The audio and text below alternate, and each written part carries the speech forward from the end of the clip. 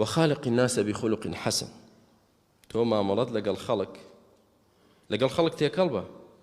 خۆ مرۆڤ کێوی نییە، دەبێت لەگەڵ خەڵک تێکەڵ بێت.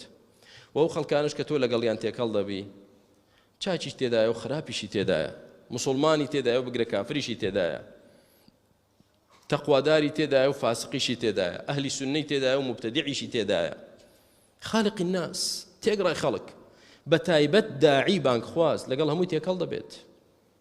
معاذ ڕزای خوای گەورەی لێبێت بانگخوازێکە و دەچێ بۆ ئێمە دەعوە بکە.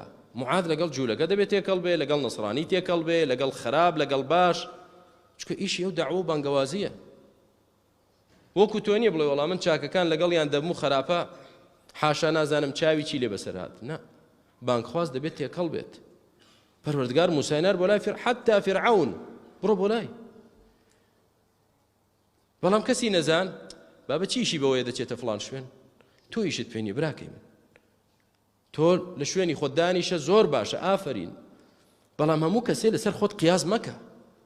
خالق الناس تێکەڵ بە لەگەڵ خەڵک، بەڵام بخلق حەسەن، بە شێوازێک لەگەڵ خەڵک تێکەڵ بە ڕەوشتێکی جوان.